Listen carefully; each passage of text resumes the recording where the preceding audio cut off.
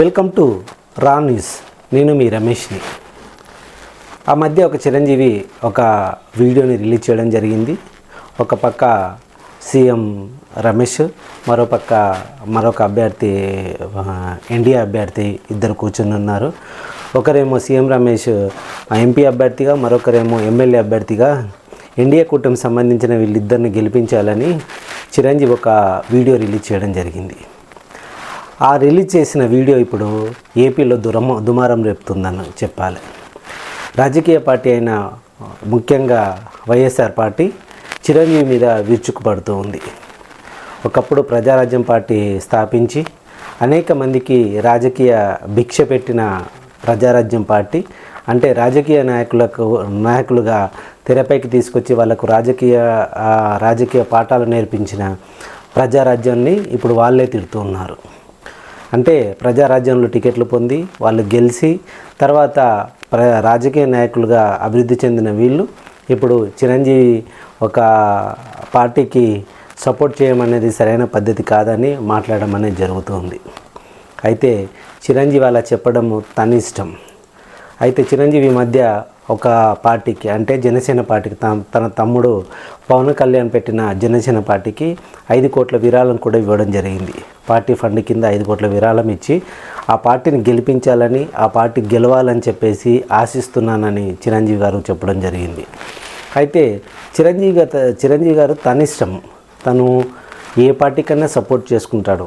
అయితే ప్రజారాజ్యం ఉన్నప్పుడు ప్రజారాజ్యం పార్టీని నడిపించలేక ఆ ప్రజారాజ్యం పార్టీని కాంగ్రెస్ పార్టీలో విలీనం చేశాడు. విలీనం చేసి ఇప్పుడు తను కాంగ్రెస్ పార్టీలో ఉన్నానని చెప్పేసి ఆ మధ్య చెప్పడం జరిగింది. ఇప్పుడైతే తను ఒక్కొక్కసారి ఏ రాజకీయ పార్టీలో లేను అని చెప్పేసి ప్రస్తుతం అయితే విశ్రాంతి తీసుకుంటున్నానని చెప్పేసి చిరంజీవి చెప్పడం జరిగింది.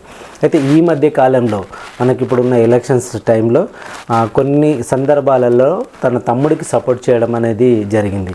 అసలు తమ్ముడికి జనసేన పార్టీకి సపోర్ట్ చేస్తే వైఎస్ఆర్ పార్టీకి ఎందుకంత ఉల్క్ అనేది మనం ఇక్కడ గమనించాలి.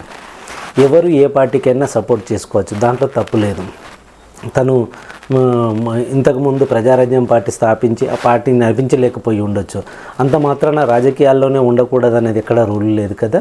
తను ఇష్టం వచ్చినప్పుడు రాజకీయాల్లోకి ఉండొచ్చు.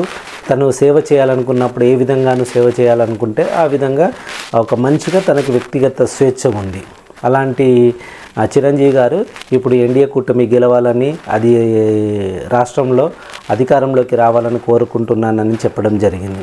ఇది అయితే ఈ విషయాన్ని వైఎస్ఆర్ పార్టీ అంటే వాళ్ళ నాయకులందరూ చిరంజీవి గారిని అంటే చిరంజీవి గారి పైన మాట్లాడడం అనేది జరుగుతుంది. తను ఎలాంటి రాజకీయ నాయకుడో, ఎలాంటి భావాలు ఉన్న వ్యక్తో, అసలు రాజకీయాలకు పనికిరాడు అని, అసలు ఇప్పుడు ఆయన ఎందుకు మాట్లాడుతున్నాడు అని, ఎందుకు సపోర్ట్ చేస్తున్నాడు అనేది చెప్పేసి ఈ జగన్ పార్టీ అంటే మీన్స్ వైఎస్ఆర్సీపీ రాజకీయ నాయకులు చిరంజీవి పైన మాట్లాడడం అనేది జరుగుతుంది.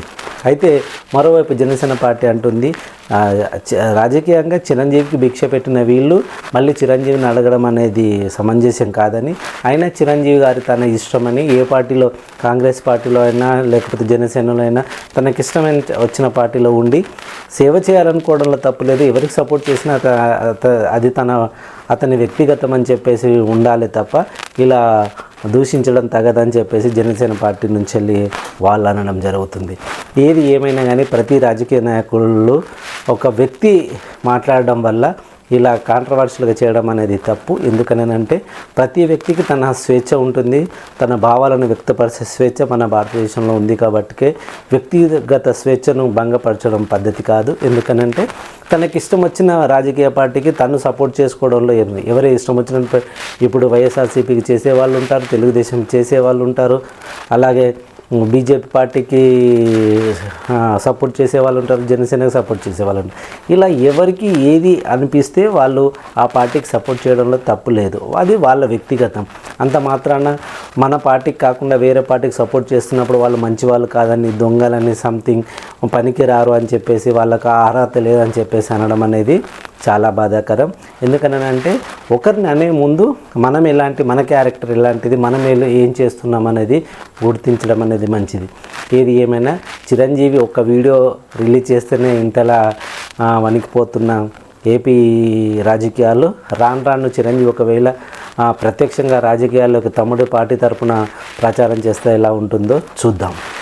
Thank you very much. మీరందరూ రా న్యూస్ చూస్తున్నందుకు. చూడడమే కాదు, దయచేసి సబ్స్క్రైబ్ చేయండి, షేర్ చేయండి, లైక్ చేయండి.